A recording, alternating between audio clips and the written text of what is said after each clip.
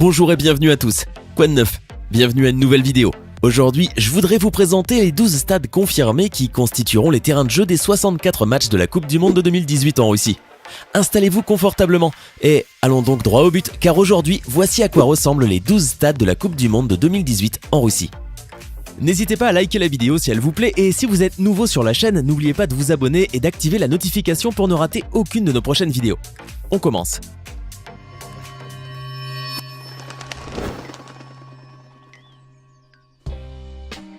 Le stade de Nijni Novgorod. Allons au stade de Nijni Novgorod, un stade dont la construction a été achevée l'année dernière, mais dont certains détails sont encore en cours d'ajustement pour la Coupe du Monde. En effet, au début, il a été conçu pour une capacité de 44 000 personnes. Toutefois, il devrait atteindre les 55 000 personnes pour être prêt le 18 juin, lorsque la Suède et la Corée du Sud s'affronteront sur la pelouse de son terrain. Son design s'inspire de deux caractéristiques naturelles de la région de la Volga, l'eau et le vent.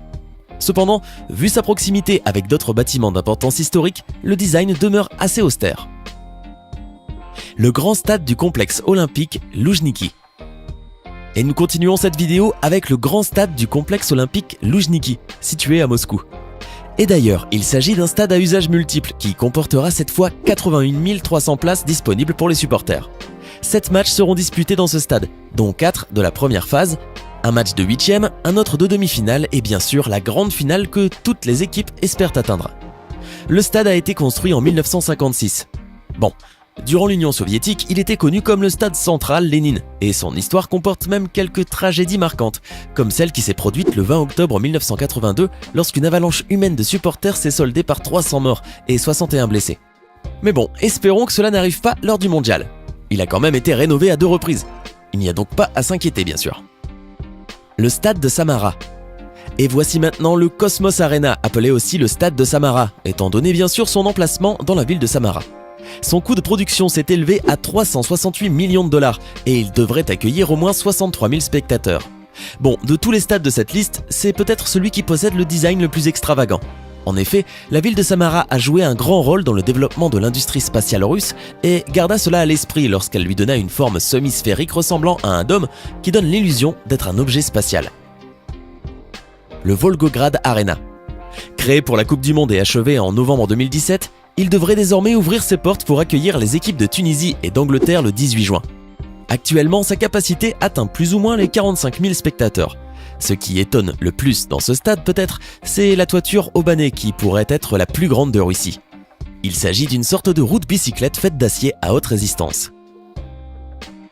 L'Ekaterinburg Arena.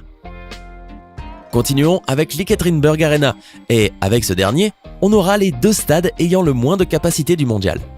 Car comme le précédent, ce stade compte 35 000 places disponibles. Il fait également partie des stades qui ont été le plus construits à l'époque de l'Union soviétique. Il fut inauguré en 1957 et depuis il a accueilli des milliers d'événements de tout genre.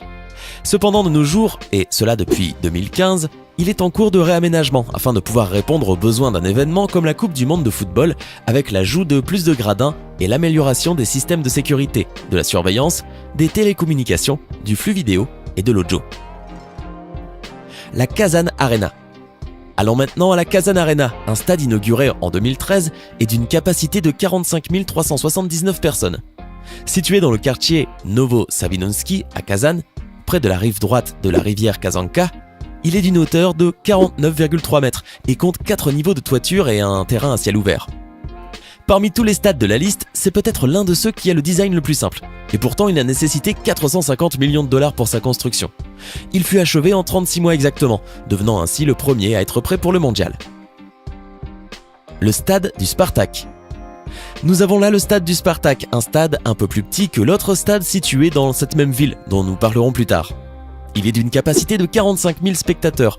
Toutefois, grâce à des rénovations pour le mondial, cette capacité devrait s'élever à 50 000, ou peut-être même à 60 000 personnes. Figurant parmi les stades créés pour la Coupe du Monde, ce stade a toutefois pu être inauguré le 5 septembre 2014.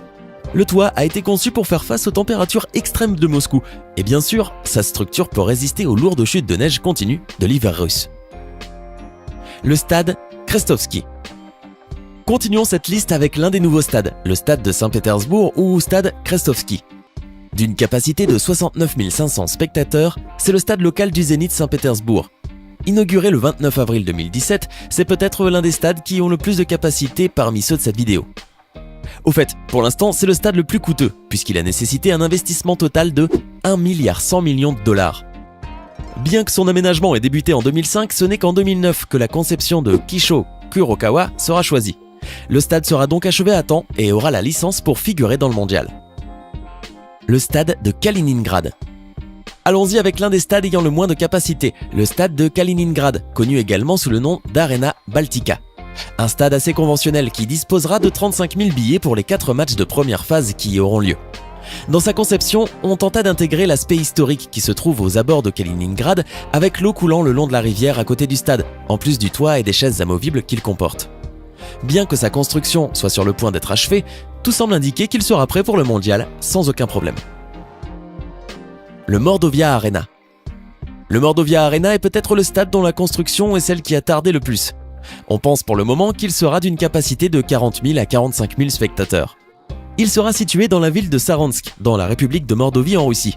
On supposait que ce stade serait prêt en 2012, mais finalement, on décida d'ajouter un centre sportif avec des espaces pour le basketball et le volleyball. Par conséquent, ce n'est qu'en 2015 que les travaux ont commencé. Ainsi, si tout se passe bien, le stade sera prêt pour accueillir 4 matchs de première phase, entre le Pérou et le Danemark, et entre la Colombie et le Japon. Des matchs assez intéressants pour beaucoup de nos abonnés. Le stade de Rostov-sur-le-Don. Continuons avec un autre de ces stades qui sont en retard, le stade de Rostov-sur-le-Don. Ce stade a connu de nombreux problèmes au début, notamment avec sa structure particulière qui a retardé le travail. Parmi ces problèmes-là figurait le fait que le concept principal suggérait que le nouveau stade soit introduit dans le paysage du Don, alors que les formes du toit devaient avoir les formes d'ailes. Chose qui fut complètement abandonnée en raison du retard, ce qui laissa au final un plafond assez ordinaire avec des coupes rectangulaires. Le stade olympique de Sotchi. Bien, nous approchons la fin de notre liste. Voici le stade olympique de Sotchi. Inauguré en 2013, ce fut le stade où se déroulèrent les cérémonies d'ouverture et de clôture des Jeux olympiques de Sotchi en 2014. Comme vous pouvez le voir, c'est un autre de ces stades-là dont le design sort de l'ordinaire. Il comprend des murs et un toit en verre continu, ainsi qu'une sorte de bol qui s'ouvre vers le nord, laissant entrevoir une jolie vue sur les montagnes de Krasnaya Poliana. Eh bien, voici une nouvelle vidéo qui touche à sa fin, et j'espère que vous êtes aussi impatient que moi pour regarder les matchs de la Coupe du Monde. Ce serait génial si, dans les commentaires, vous pouviez me faire savoir quelle est votre équipe favorite, et surtout, quelles sont les 2 équipes que vous voyez en finale. Hey, c'est tout pour aujourd'hui. Si vous avez aimé la vidéo, n'oubliez pas de la liker et de la partager avec vos amis. Et si vous êtes nouveau sur la chaîne, n'oubliez pas de vous abonner et d'activer la notification. Bye bye!